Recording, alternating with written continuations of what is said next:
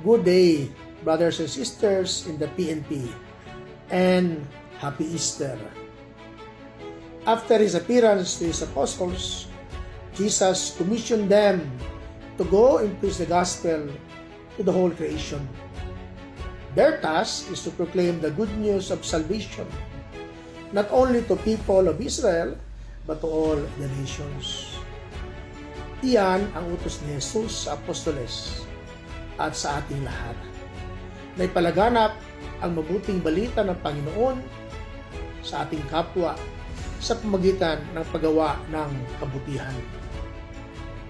Let us pray. Lord Jesus, increase our faith and hope in the power of your resurrection.